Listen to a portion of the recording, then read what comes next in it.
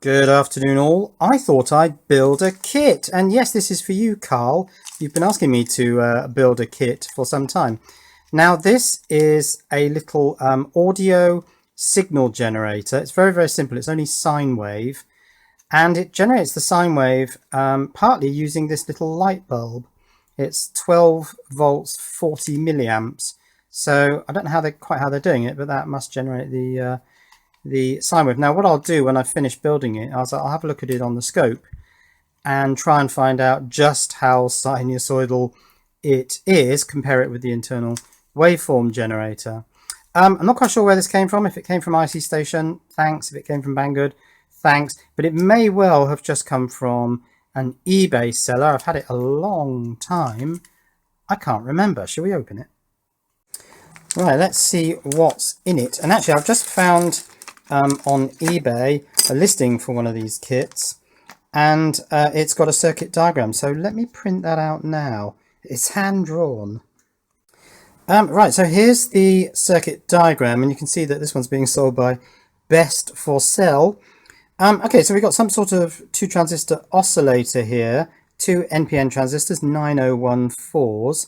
Oh, there's a 9 volt Zener there, that's interesting. 12 volt supply. We've got an anti-reverse polarity diode there. The output stage is here. Now there's a pot. There are 2 pots in this kit. Well, I can only see one on here. There's a pot there which I presume is volume level or amplitude level. That then feeds this driver transistor stage, and then here's the output here. Where's the other pot? Right, I'm thinking it's that. It says 500, which is not a normal resistor value. These pots are 500 ohms. I think they are 501. Yes. So I think that's the other pot, and that probably varies the frequency. Now this is described as a 1 kilohertz sine wave generator, but looks like you've got some control over frequency there, and some control with the other pot over amplitude. Yeah, let's get building it. So where should we start? Well, people say start with the lower profile components, so perhaps I will. Let's start with some resistors. We've got a 1K8 here, 16K, 330 ohms, 5K6. Let's see if we can identify some of these resistors and stick them in the board. Right, let's start with 1K8. That's 1.8 kilo ohms, so 1,800 ohms. So we're looking for something with a 1 and an 8 in it. 1 color code is brown, 8 color code is grey, so we're looking for brown grey. Right, I think this is it. You can see that from the left we have brown, grey, black, brown. Then there's a gap, and then there's another brown band. So you read it from the end where the bands are all the same distance apart. That larger gap means that the band on the far right hand side means it's a 1% tolerance resistor, so it could be 1% higher than its nominal value, 1% lower. Now brown grey, that's the 1.8. The black means 0, so that's 180. The next band is slightly more complicated. It's multiplied by 10 to the power of that number. So multiply 180 by 10 to the power of 1. 10 to the power of 1 is 10. Multiply 180 by 10, 1800, and that's 1K8. Now, here's where the pedantry starts. That resistor is all loose and wobbling around, so if I tip it upside down, it's going to partially fall out of the board, and I can't solder it. Now, what I like to do, let's zoom in a bit, is to bend these legs in such a way that I have softer curves. Now that bending will mean that it will sit in there tightly, because you can see that I have to slightly deform it to get it in, and that's totally locked in. That's not going to fall out. That's how I like to fit my components. Was that in the right place? Yes, I think it was. Let's solder it. So big blob of blue tack, which I've ripped apart and pushed back together again, because that kind of lets all the muck drop out of it. So I'll just put that down there, press my board onto it, and I'm now able to solder that without things moving around. Now I need the soldering iron, and here it is. My power tool battery is reading only 2 bars, but that'll probably be enough to get this job done. So let's plug that in there and then plug that into the iron. And let's just take a quick look at the battery voltage. Around 19 volts, that's fine. Right, let's switch the iron on. I think I've set this for 350 degrees, so we'll put that there and let that warm up. So I'm about to make my first joint. Let's zoom in on the board so that we can see that. Okay, the iron's up to temperature. I'll just get the mucky solder off the end. And let's solder our first resistor in. In we go. Oh, is this a double-sided board? Through-plated holes, which makes it very nice and easy to solder. Where are my wire cutters? Here they are. Let's trim the legs off that. I'll keep these trimmed off legs because I tend to make wire links for prototyping boards with those. Let's take a look at the first component. Yep, that looks all nice and symmetrical. The joints are a nice shape. Need to get in a bit closer really.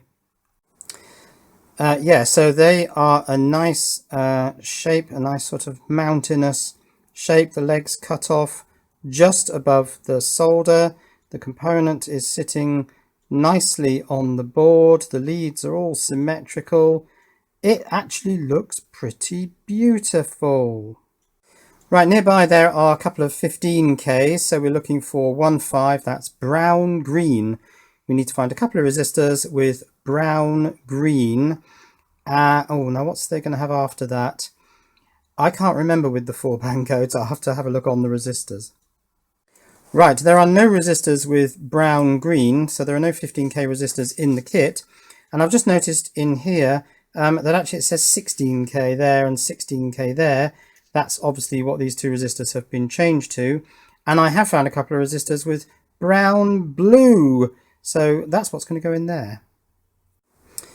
Here they are, brown, reading left to right, brown, blue, black. That's 160. Multiplied by 10 to the power of 2, red being 2. Now you can see that the 5th band there, which I think is brown, doesn't really have a gap. So you could easily read this the other way. This could be read 120 and 10 to the power of 6, but that's a very high value resistor. And I don't think we've got any megohm value resistors in this, no. So we're definitely reading 160 times 10 to the power of 2, which is 16K. If in doubt, of course, you can get your multimeter out. Let's just have a look at what that says this is. Oh, that's interesting. I've got a feeling actually this dial's a bit dodgy. What's that saying? 16 on the 200K range. Let's put it back to the 20K range. I might have left this outside. Yeah, 15.96K ohms. So once again, I'm going to bend them with a nice soft curve so that they fit in nice and tightly. 15K. Now, shall I make sure that we start on the left? My text is down there, and we'll have all the color codes running left to right. Well, apart from on the resistors that go vertically, of course. It's pedantry, really. It's totally not necessary. Resistors don't have to go any particular way around. Where's the other one? It's there.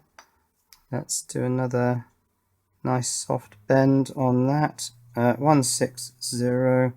So that goes in that way. Let's push it home. Ready to solder. Let's solder this. Put in enough solder to just build the mound of solder to the perfect height. Can I get to that one? Yeah, just about. Perfect. Right, let's do all the remaining resistors. 330 ohms, 330k ohms, 3k3, 200 ohms, 5k6. I'm going to identify all of those with the color codes, shove them in and solder them.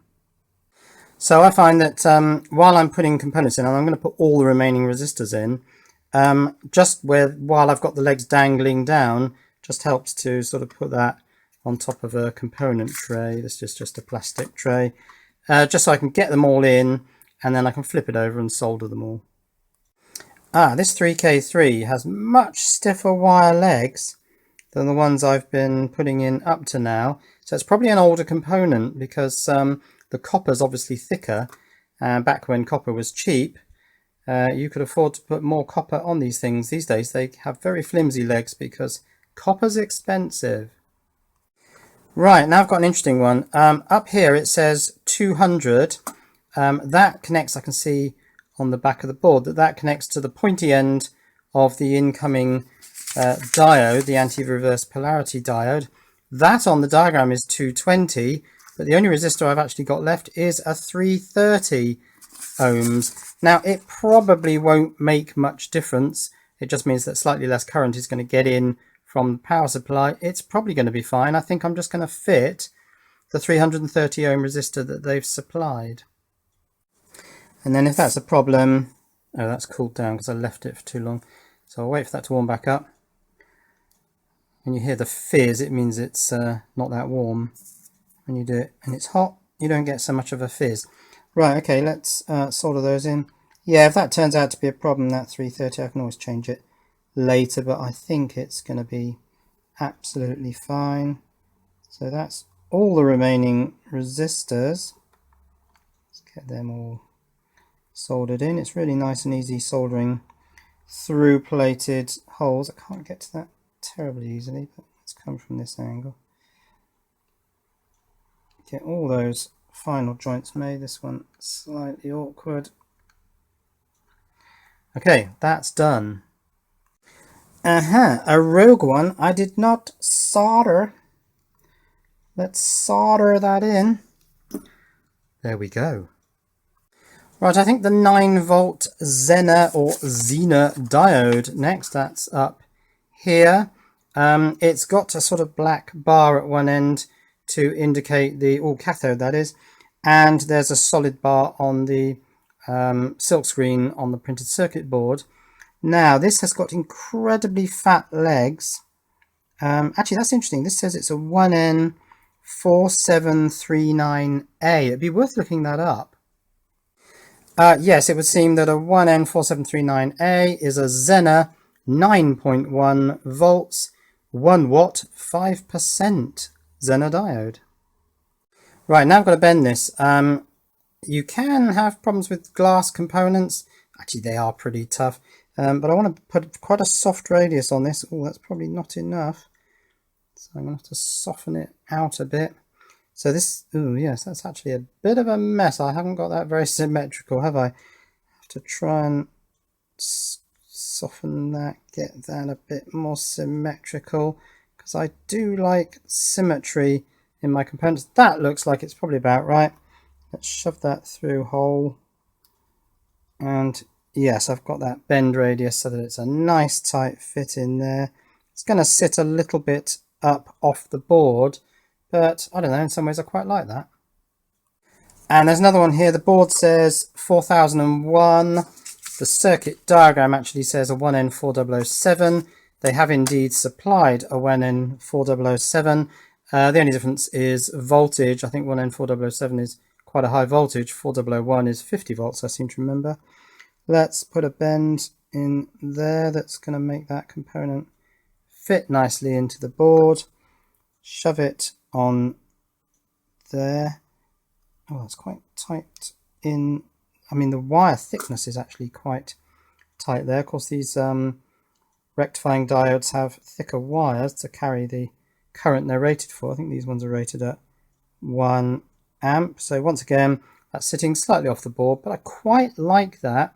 If it's a component which potentially might get a little bit warm, these won't, because there's just not going to be enough current flowing through them. But yeah, let's get those soldered. Right, next, transistors, I think. A couple of 9014s up there and a 9013 here. Those numbers should be just written on these transistors. Let's have a quick look. And yeah, there we are, 9014, 9013. Let's shove them in board. Now these transistors are supplied with their legs all in a line. However, on the board they've got the holes drilled so that the transistor sort of sits in a triangle formation, so you just have to bend it and put it in. The most important thing that you follow is the flat edge of the transistor is marked with a flat edge on the silk screen. Now these 4 orange capacitors, on the diagram we've got 103, where's the other 103? Yes, there it is, 103, 2 of those, and 2 104s. This actually says 104, looks a bit like 10k, but it's not. Now 103 is equal to 10 and 3 zeros, because it's 1 0 and then multiply that by 10 to the power of 3. So 10 multiplied by 1,000 is 10,000. 104 is 10 and then multiply 10 by 10 to the 4, which puts 4 noughts on the end, which we would conventionally write as 100,000. Now these are picofarads. The capacitors here are marked in microfarads, I think. Yes, these are marked 0.1 on the left there and 0.01 on the right. So it's a million times smaller number than these numbers, but the 0.01 is the 10,000 because it's 0.01 microfarads. Microfarads are 10 to the minus 6 farads. Picofarads are 10 to the minus 12 farads. So yeah, it's a little bit tricky identifying these, but the 0.01 is clearly the smaller one. Can I get that focused? And so that's the 10,000 rather than the 100,000. 0.01 is the 103. 0.1 is the 104. Now these two 10,000 picofarad capacitors, or 0.01 microfarads, are loose in the board, and if I tip them upside down, they either partially or fully fall out. So for these ones, the 0.01s, the 103s, I'm going to stick them in with some of my blue tack. So there they are. Under the magnifying glass, you can see they're both 0.01s. I've stuck them to the resistors and sort of just stuck them in about the right position for soldering with that blue tack.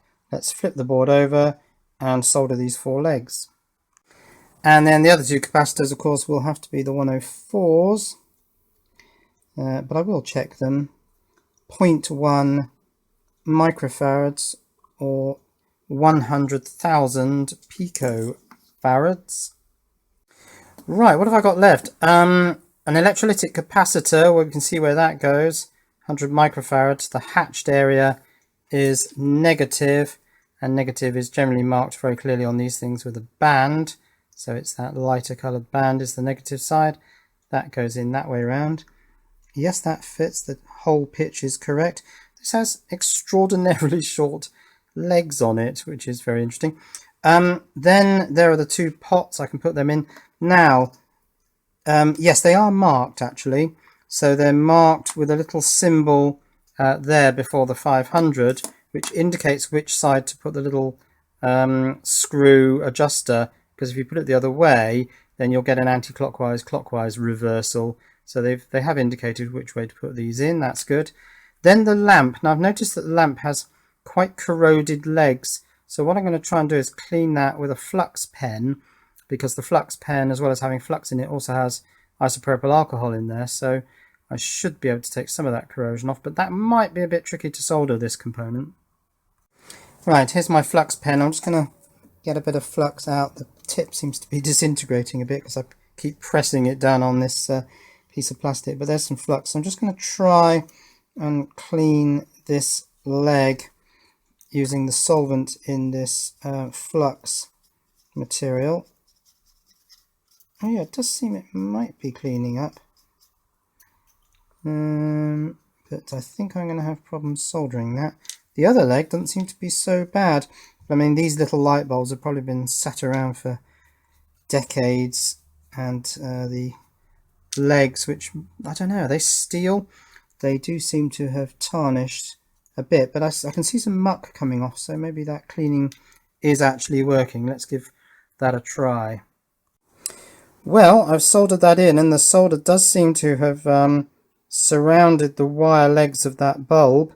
You can see the light bulb there on the other side. So I think that's probably making a good joint. We'll find out, I guess, when I come to test this unit. Right, just these two connectors to solder onto the board. They're identical. I don't think there's any difference between them. Oh, they're a bit of a tight fit when placed side by side, but I suppose that's quite handy because it holds them in there while I solder them. Yeah, they don't fit very well at all. Oh, I just realized they have an interconnecting slide thing, so I can slide that up inside the groove of the other one, slide them together, and then they behave as one piece. Now it'll probably fit really well and be all wobbly. No, that's actually perfect fit. So let's solder that. And well, that's it. That's the thing assembled. Now what I think I might do is put some power on this and just see what it does. But I think I'm going to have to do a separate testing video because there's a lot to do. We need to check the frequency, so I'll connect it to the scope. We need to check the sinusoidalness of the sine wave. In other words, is it a really pure sinusoid, or is it some really weird shape created by this lamp? So I'll compare two sinusoids side by side if I can get them to synchronize. But I think I might just put some power to this now and just see if that light bulb comes on. Right, let's attach 12 volts. In fact, it's slightly higher. It's 13.5 because the sun's out, and this is coming from solar panels, or solar panels and then batteries. That might be offset slightly by the fact that I put a 330 ohm resistor in there. So I haven't got 12 volts here, I've got 13.5. 330 ohms instead of 220. That might help a bit. Who knows? Let's see if it goes bang. No, it hasn't gone bang, but equally, there's nothing showing on that light bulb. It's not glowing. So I don't really know whether it's working, but the testing for this is going to be done in another video. So for the moment, that's it. Cheerio. Oh, wait a minute. It's just occurred to me that I could do a very quick test with this powered speaker. So I'm just going to stick the tip of this plug, which seems to be falling apart, into the output. And yes, we got something. If I just find some earth somewhere. Yes, it's making a tone. Is that 1 kilohertz? And in fact, do we get variation in frequency if I twiddle this pot? Let's just quickly try it. Get in there. Ooh.